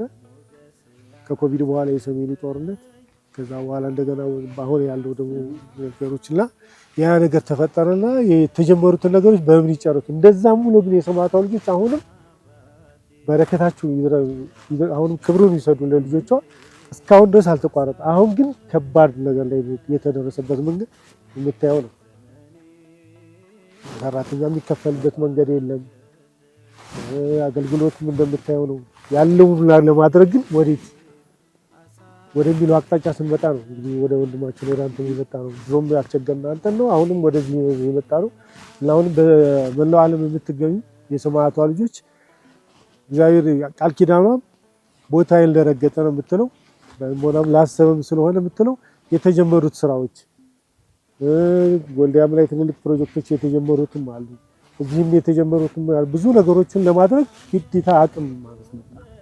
ይሄን ለማድረግ ደግሞ ማሰብ ብቻ ይበቃልና ይሄን አድርገን ብናደርግ መልካም ነው። በጣም ደስ የሚል ነው። በተለይ ትራንስፎርመሩ ሰምቼው ነበርና በፊት ትራንስፎርመሩ ተፈታቶ እንደዚህ ሄዶ አያውቅም። ባለበት ነው አይ ቲንክ ሄዶ በክሬን ምናምን እዚህ እንግዲህ ሰው የማይቻልበት ሁኔታ ላይ በ60 በጣም ብዙ ሰው ለዛውም 3 ቀን የፈጀው 3 ቀን 4ኛ ቀን ላይ ከዚህ ስንት ኪሎ ሜትር ይሆናል? 6 ኪሎ ሜትር 6 ኪሎ ሜትር እንግዲህ 3 ቀን ሙሉ በ60 ሰው በጣም ከባድ ነው። እኔ ይገርመኛል ገዳሙ ጋር ያሉት ስራዎች በማን ጉልበት መጡ፣ ከመንገዱ በፊትም ስለማቀው እንዴት መጡ የሚለው ነገር ብዙ ጊዜ ያሳስበኛልና መንገዱ አንድ ሰው እንኳን አያሳልፍም። ከበፊቱ ምናልባት ተመልካቾቻችን እንደሚያዩት ከላይ ያለው ከዛሬ ምናልባት ስንት ዓመት ይሆናል የመጀመሪያ ጊዜ እዚህ ቪዲዮ የቀረጽ ነው? 10 ዓመት የተቀረጸ ቪዲዮ ነው ከላይ የምታዩት። እንግዲህ መንገዱ ያኔ እንኳን ዕቃ ይዞ ለመሄድ አይደለም እኛ እንኳን ስናልፍ ቋጥኝ ያዘን የምንሻገረውና ዛሬ ላይ ግን ይሄው እንደዚህ በአማረ ሁኔታ መተን ቀጥታ በመኪና ገዳሙ ውስጥ ገብተን ይሄው ይሄንን መልእክት ወደ እናንተ እያስተላለፍን ነው። እነ ፍሬ ይሄንን ብዙ ነገሮች አሉ፣ ሰዓት አይበቃንም። ስለ ሰማዕቷ ቤት፣ ስለዚህ ስለ ስሪንቃ ብዙ ነገሮች ማውራት እንችላለን። በጣም ብዙ ተአምራቶች ማውራት እንችላለን። እዚህ መተው በጣም ብዙ በረከት ያገኙ በጣም ብዙ ሰዎች አሉ። ብናነሳ በጣም ሰፊ ጊዜ ይወስድብናልና እንደው ተመልካቾቻችንን ከበረከቱ እንዲካፈሉ እየተሰሩ ያሉ ስራዎች አሉ። ቅድም የጠቀስናቸው ከሽንት ቤት ተነስተን ጸበልተኛ ቤት እንደገና ቤተልሔሙም ምናልባት አንድ ወንድማችን ሴራሚኩ ሙሉ ቻለ እንጂ ሌላ የቀለም ስራዎች፣ የመብራት ሌላ ፊኒሺንግ ስራዎች ይፈልጋሉ። ይሄ ተራራማውን የምናየው መጠረግ ያለበት አሉ።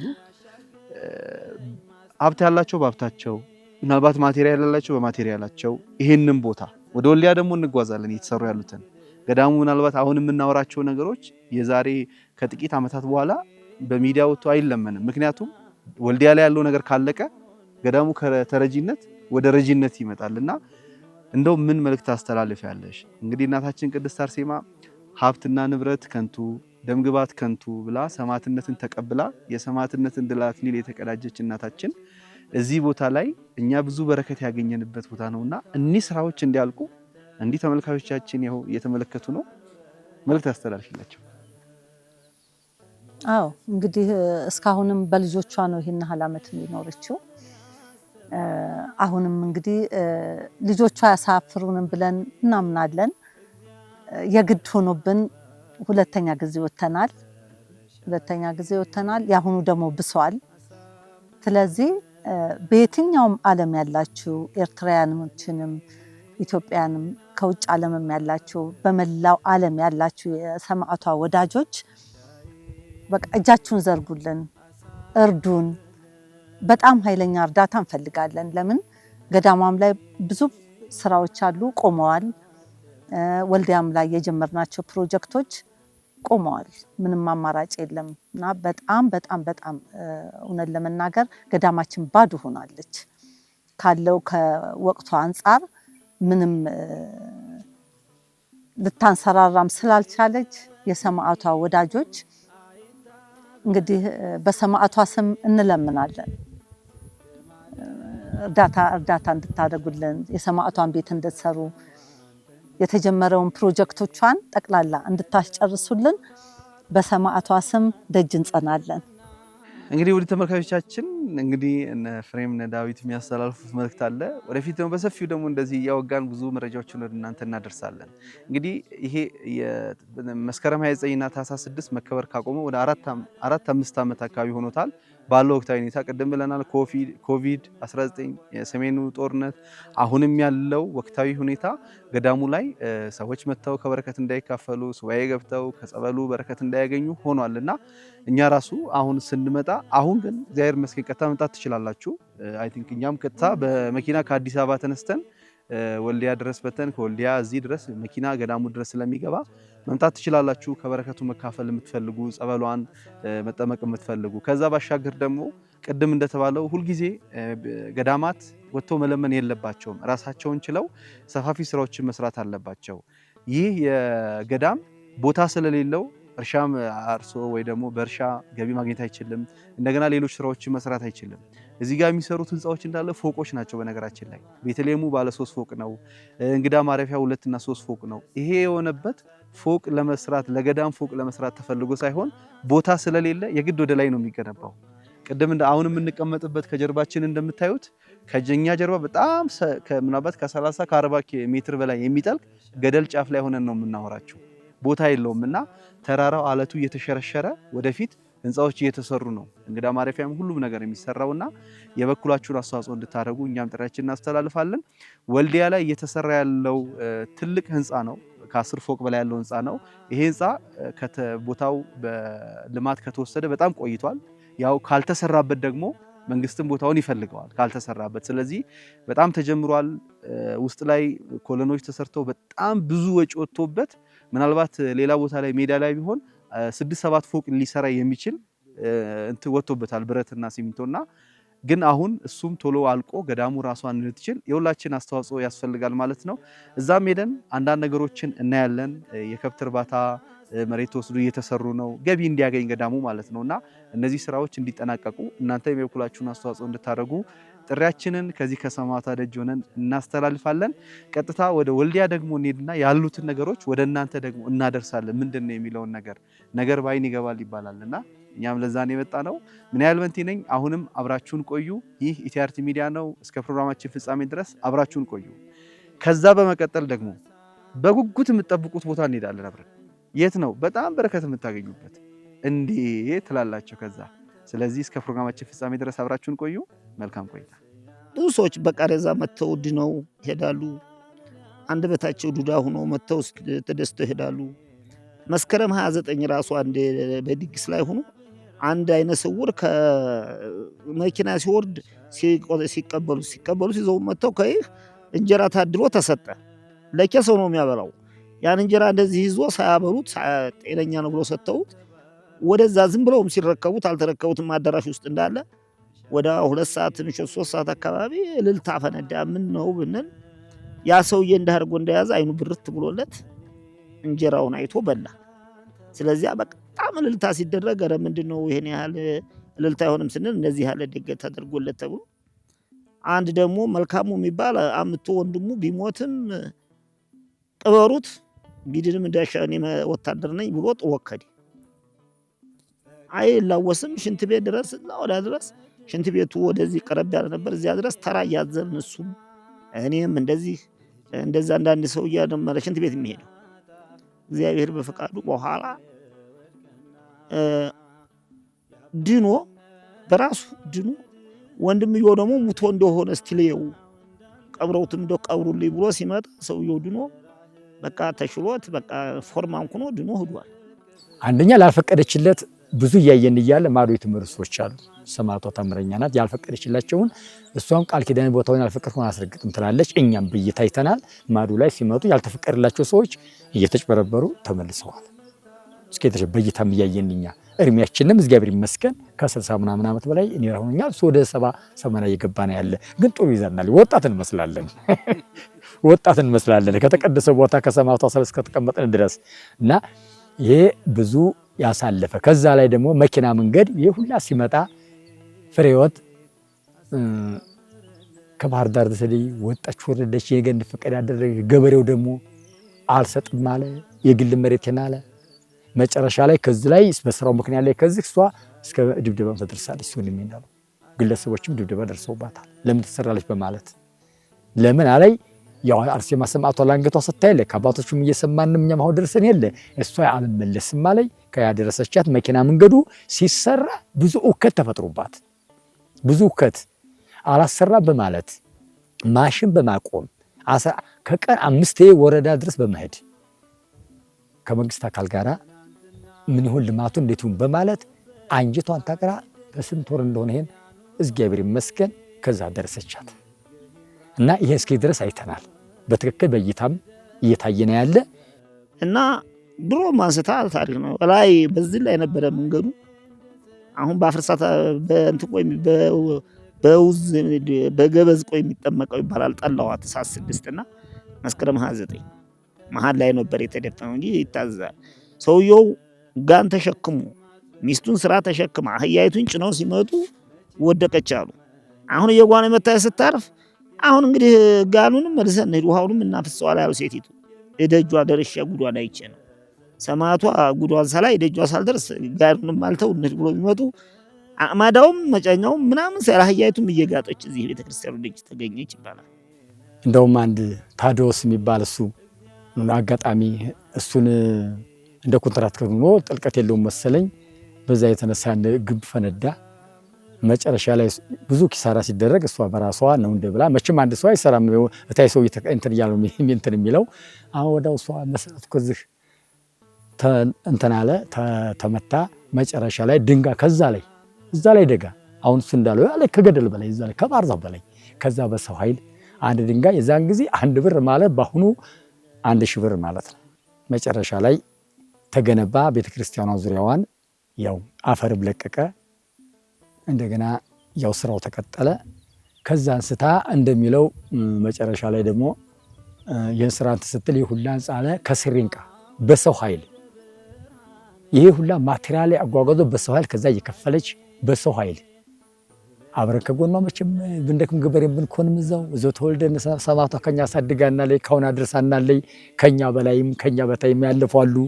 ከዛ አድርሳና አብረን ከሷ ጋር ጎኗ አለን። ያደግንባት ታቦት ስለሆነ የተለወጠ ጊዜ በጣም ያም ደስ አለና በጣም ከፊቱ የተለየ ያየን በይታየናን ነገር እየተለየ ሲመጣ እሷም ደግሞ አብራ ሰማዕቷ ከዛ አደረሰችን። እሷም ደግሞ ከስሪንቃ በግሯ ሲሚንቶ እንግዲህ ባህያ በሰው ኃይል ከስሪንቃ እየመጣ ይሄን እያስመጣች ግንባታ ተጀመረ።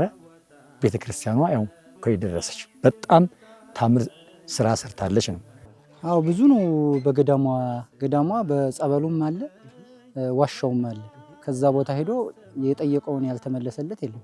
እንደ ጥያቄያቸው ወጣቶቹም ትዳርን የፈለጉ ትዳር፣ ውጭ ሀገር መሄድ የፈለጉ ውጭ ሀገር፣ ታመው የመጡትም ተፈውሰው ልጅም በአመቱ ስጭኝ ብለው እንዲሁ ገድሏን አሳዝለናቸው በአመቱ መጥተው ልጅ የወለዱባት ቦታ ናት። ቦታዋ በዚህ ልክ ነው የምናውቀው።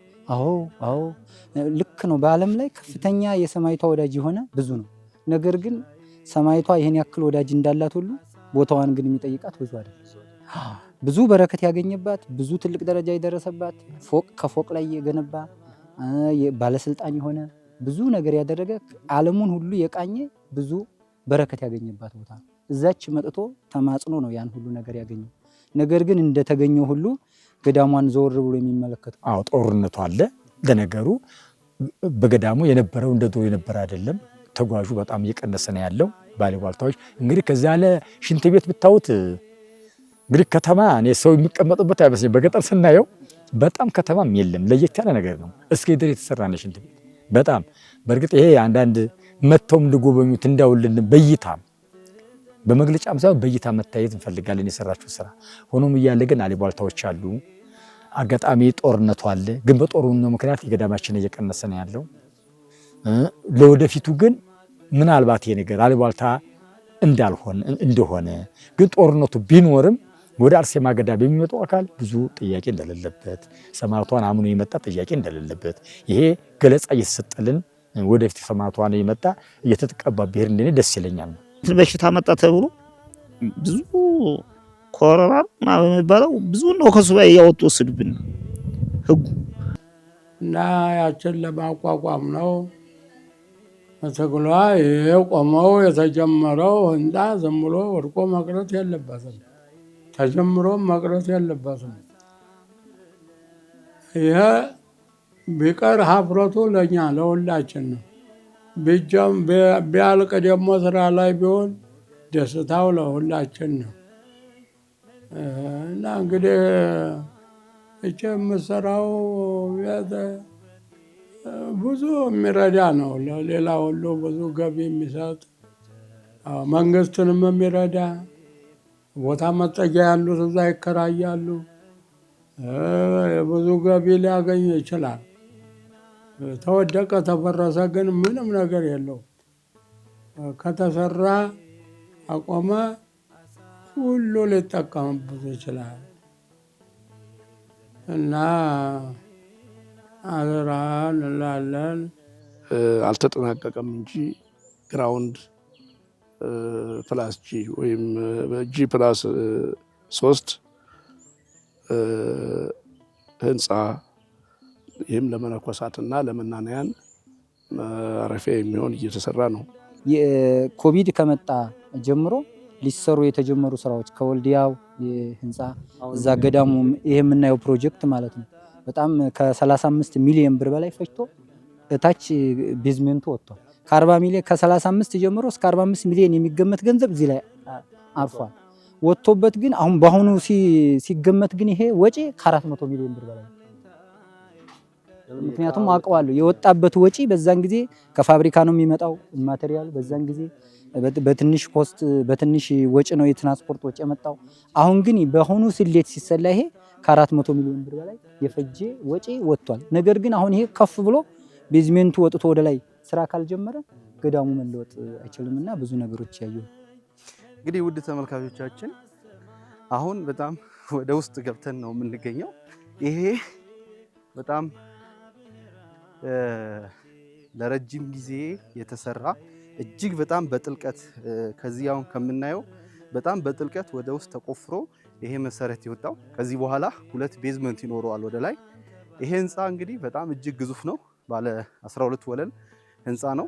በገዳሟ ስም የሚሰራ ገዳሟ ወደፊት ከተረጂነት ወደ ረጂነት የምትሸጋገርበት በጣም ትልቅ መሰረት ያለው ህንፃ ነው። በዚህ በወልዲያ ከተማ በወልዲያ ስቴዲየም በቅርበት ከዚህ በቅርበት የወልዲያ ስቴዲየም አለ። በቅርበት እየተሰራ ያለ ህንፃ ነው። ይሄ ህንፃ ተሰርቶ ቢያልቅ ለገዳሟ ብቻ ሳይሆን አጠቃላይ ለወረዳው እንዲሁም ደግሞ ለሀገረ ስብከቱ ትልቅ መሰረት የሚጥል ህንፃ ነው። ስለዚህ ሁላችንም እዚህ ላይ ልንረባረብ ይገባል። ቦታውን አይታችኋል። ገዳሙ እስካሁን ሲሰራ የነበረውን ነገር እያያችሁ ነው። በተለይም ደግሞ በዛ በቦታው ላይ እጅግ በሚያስደንቅ ሁኔታ ከጎጆዋ ተነስቶ አሁን ያለበትን አይታችኋል። ቦታ ሳይኖረው ያለውን ቦታ የጸበልተኞች ቤት እንደገና ደግሞ ብዙ ጊዜ በገዳማትና በእንደዚህ አይነት ቦታዎች ላይ ችግር የሆነው የሽንት ቤት ነገር የተቀረፈበትን መንገድ አይታችኋል። ማረፊያ ያለ ጸበልተኞች የሚያርፉበት እንዲሁም ደግሞ ተጠማቂያን የሚያርፉበት ሱባኤ የሚገቡ የሚያርፉበት ከላይ ደግሞ ዋሻዎች ያሉበት ቦታ ነው። ገዳሟ እስካሁን ባላት ትንሽዬ ውስን ድጋፍ ሰዎች ከበረከቱ የተካፈሉ በሚያደርጉት ድጋፍ እዚህ ተደርሷል። አሁን ግን የሰሜኑ ጦርነት ኮቪድ-19 አሁን ያለው የጸጥታ ሁኔታ ይህንን ነገር ወደፊት እንዳናስኬድ እንቅፋት ሆኖብናል ብሏል በገዳሙ ያሉ አባቶች። እኛም የገዳሙ መልእክት ተቀብለን እንግዲህ ይህንን ነገር ወደ እናንተ እናደርሳለን። ሁላችሁም የሚታይ በተግባር የታየ ስራ ላይ የዋለ ነገር ስለሆነ እስካሁን ያሳየናችሁ በምትችሉት መጠን የሰማዕቷ ወዳጆች እንድትደግፉ ጥሪያችንን እናስተላልፋለን። ኢቲአርቲ ሚዲያ ከስሪንቃ ገዳም እስከ ወልዲያ ከወልዲያም ደግሞ በኋላ ሰርፕራይዝ ወደምናረጋችሁ ቦታዎች እስከምንጓዝ ድረስ ይህንን ነገር ወደ እናንተ እያደረስን እንገኛለን።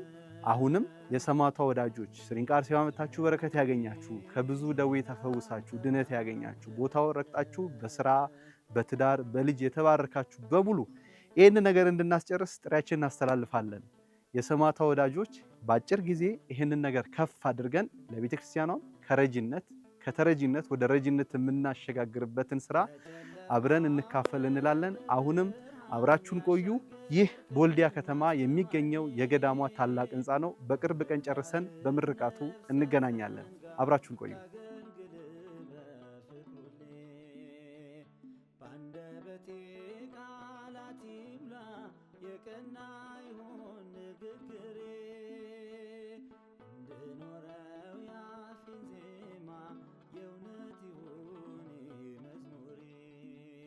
መቼም አትበጀኝ ይቺ ዓለም መቼም አትጠቅመኝ ይቺ ዓለም የምታዋጣኝ አንተ ብቻ የምታኖረኝ ለዘላለም። ፍሬ እንዴት ነሽ? አሁን እንግዲህ ከዛ ከገዳሙ መጣንና እዚህ ቅድም ደግሞ እዛ ህንፃው ጋር ሄደን ነበር። በጣም በሚያምር ሁኔታ አባታችን ገልጸውታል። አሁን ያለነው ደግሞ በጣም በዘመናዊ ሁኔታ እየተሰራ ያለ የከብት እርባታ ነው። የዚች የአርሴማን ገዳም ደግሞ ያየ እውነትም ሌላ ፕሮጀክቱ ላይ ቢጀምሩ ደስ የሚላቸው ብዙ ምዕመናን ይኖራሉና የዚህ የከብት እርባታ ዋናው ፕሮጀክት ሀሳቡ መጀመሩ ጥቅሙ ምንድን ነው?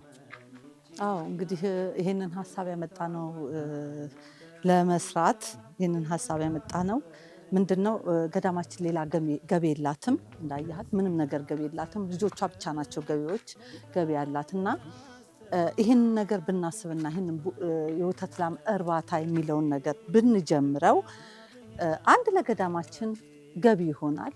ሁለተኛ ደግሞ ሰፊ ሀሳብ ነው ያላት ገዳማ፣ ሰፊ ሀሳብ ነው ያላት። የዛ ታችኛው ፕሮጀክታችን 12 ፎቁ ብፁዕ አባታችን ሁለገብ ህንፃ እንዲሆን አድርገውታል። ሁለገብ ህንፃ ብለነዋል። ያ ፕሮጀክት ሲያልቅ ለአምስት ነገር ነው አገልግሎት የሚውለው፣ ለገዳሟ ብቻ አይደለም። አንደኛ ለአረጋውያን መጦሪያ፣ ሁለተኛ ደግሞ ለህፃናት ወላጆቻቸውን ያጡ ህፃናቶች በጣም በጣም በጣም በሰፊው አለ። ሰሜን ወሎ ላይ ሰብሳቢ የላቸውም እና እኔ ምንድነው ያንን ሀሳብ ያመጣሁትም ሁለት አይነ ስውር ወንድማማቾች ህፃናቶች አርሴማ በምጓዝ ጊዜ ይለምኑ ነበር። አልወስዳቸው ማሳደጊያ የለኝም። እነኛ ልጆች ግን ዛሬ ሌላ የእምነት ተቋም ወስዷቸው ሌላ ቦታ ይገኛሉና ሁሌ ሲቆጨኝ ይኖር ስለነበረ ለህፃናት ማሳደጊያ እንደዚህ ያሉ ህፃናቶችን ብትሰበስብ ገዳሟና ብታሳድግ ትልቅ ደረጃ ላይ ብታደርስ ቤተክርስቲያናችን ተጠቃሚ ትሆናለች። የህፃናት ማሳደጊያ፣ ለአብነት ትምህርት ቤት፣ ለአረጋውያን መጦሪያ፣ ለተዘጉ ቤተክርስቲያን ማስከፈቻ። ብዙ ሰሜን ወሎ ላይ የተዘጉ ቤተክርስቲያኖች አሉ። ብዙ እውነት ለመናገር ብዙ ቤተክርስቲያኖች ስላሉ እነኛም ቤተክርስቲያኖች ለማስከፈቻ ሰባኪያንም የጎደለውን ቤተክርስቲያን የጎደለውን እየሞላ ምእመኑ እንዲማር እንዲያደርግም ጭምር። አምስተኛ ለገዳሟ ለአምስት ነገር ከፍለነዋል እና ለዛ ግብአት ይሆናል። ይሄ ህፃናቶችን ያሳድጋል። ህፃናቶቹን ወተት ፍለጋ አይኬድም። ስለዚህ እግዚአብሔር ፈቅዶ እዛ ደረጃ ላይ ብንደርስ የታችኛው ፕሮጀክት ቢያልቅና የህፃናት ማሳደጊያውን ብንከፍት እዚቹ ከእናታቸው ወተት ያድጋሉ ማለት ነው። አረጋውያን ደግሞ እንደምታውቁት ደካሞች ስለሆኑ ወተት ያስፈልጋቸዋል። እነሱም በዛ እንትን ይላሉ። ሶስተኛ ራሱ ከዚህ ገዳሙ ለዛው አገልግሎት ይውላል። ሶስተኛ ወልዲያ ከተማ ላይ ብዙ ወተት የለም እኔ እንዳየሁት። ስለዚህ ከተማውን ገዳሟ ብትይዘው በዚህ አንድ ትልቅ ግብአት ነው ለገዳሟ፣ ገቢ ያገኛል። እና ይህንን በማሰብ እግዚአብሔር ፈቀደ፣ እኛ አሰብነው፣ እግዚአብሔር ፈቀደና ይህን ቦታ ያዝን። በተለይ እዚህ ላይ አሁን ያን ባለ 12 ኮከብ ህንፃ ተሰርቶ ሲያበቃ ለምን እንደሚውል ተናግረናል። አሁን በዛው ልክ ይህም እርባታው ካለ በተለይ አረጋውያን፣ ደካሞች፣ ምስኪን አባቶች አሉ። ለነዛ መደገፊያ የሚሆን በገንዘብም እየተሸጠ ወተቱ በገቢ ይደግፋል። እንደገና ለበሽተኞች ደግሞ ለጥቅምም ራሱ ለበሽተኞች መርጃ የሚሆን ማገልገያ ይውላል ማለት ነው። እና ይህን አሁን የምታዩት ይህን ለማድረግ ፕሮጀክቱ በሰፊው ነው የተጀመረው። ገዳሙ አሁን በትልቅ ስራ ለመስራት አስባለች። እሺ፣ ያው ከገዳሙ ስንጀምር ይሄ ሶስተኛ ፕሮጀክታችን ነው። ገዳሙ ውስጥ የሚሰራ ፕሮጀክት አለ፣ ባለ 12 ፎቅ ፕሮጀክት አለ። ይሄ ደግሞ የከብቶች የወተት ላሞች እርባታ ፕሮጀክት ነው።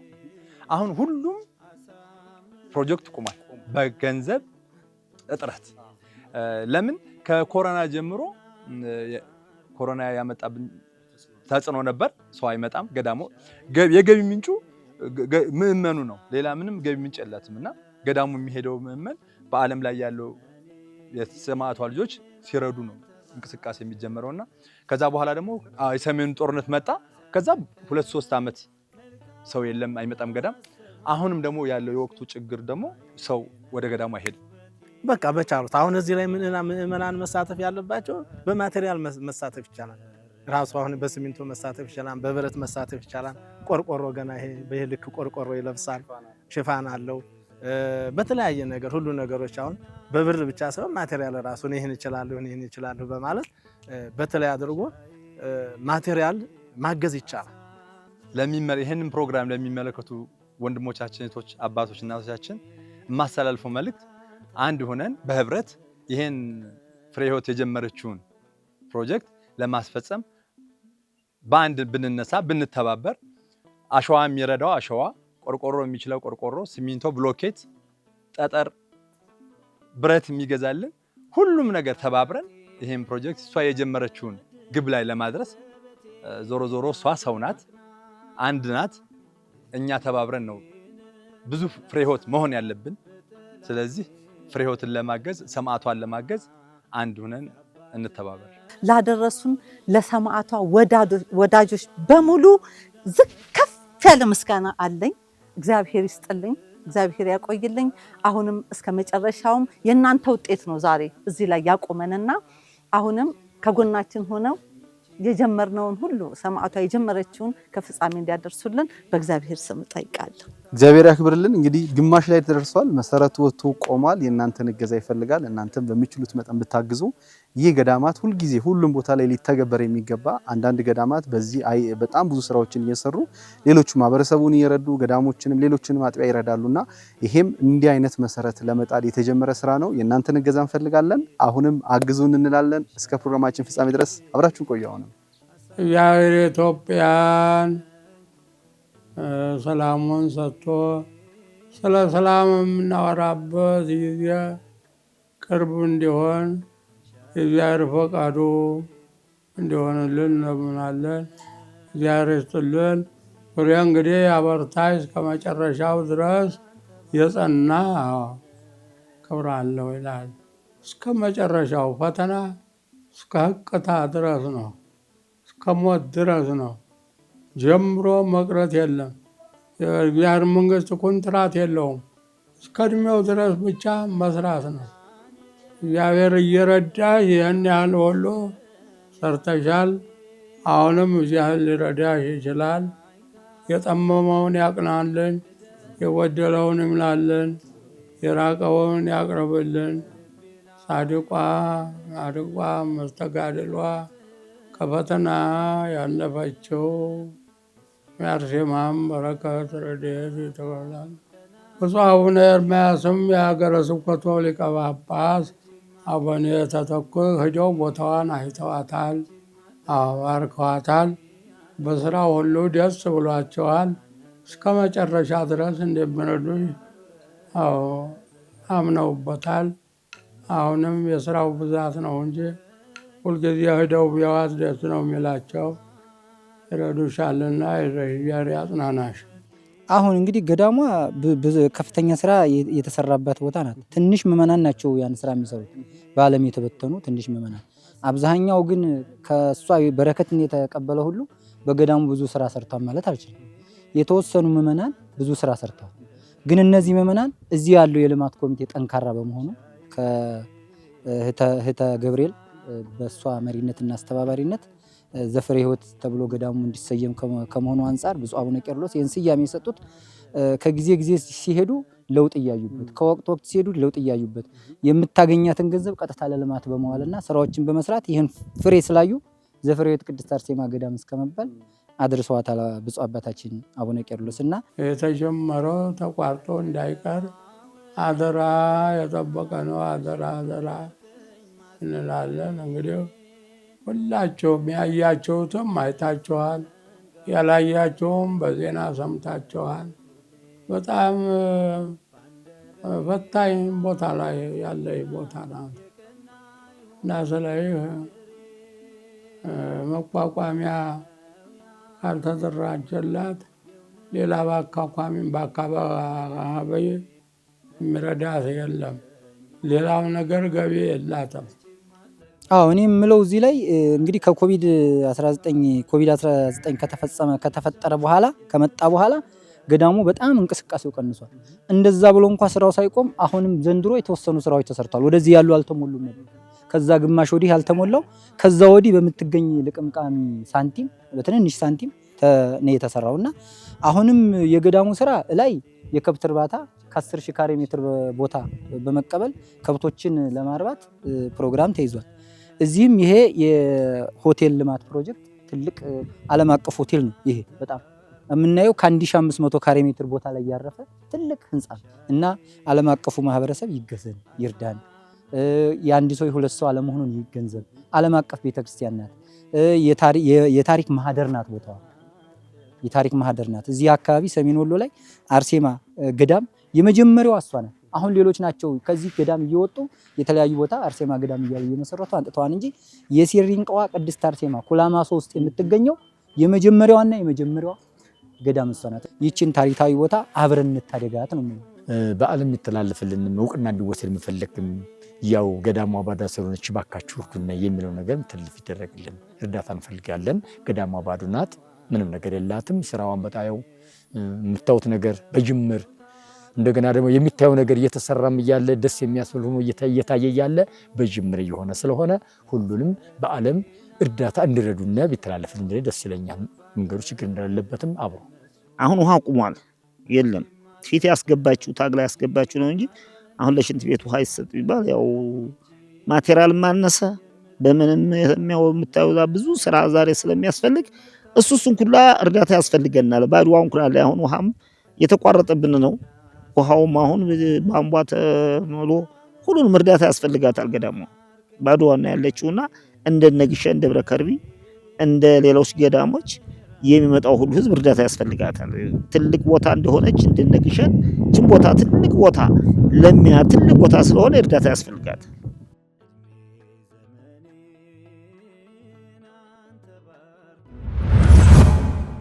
ስሪንቃ ቅድስት አርሴማን መነሻችን አድርገን ደግሞ ባህር ተሻግረን የእናታችን ቅድስት አርሴማ ሰማዕትነትን የተቀበለችበትን ቦታ ለመጎብኘት ወደናል። ስንጎበኝ ደግሞ እናንተም ከበረከት እንድትካፈሉ እዛ ቦታ አብረን እንጓዛለን።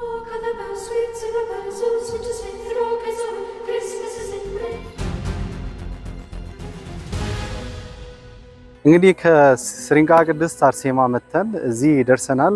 የሬቨን ከተማ ቅርብ ርቀት ላይ የሚገኘው የእናታችን ቅድስት አርሴማ የእሷ ቤተክርስቲያን ላይ ነው የምንገኘው።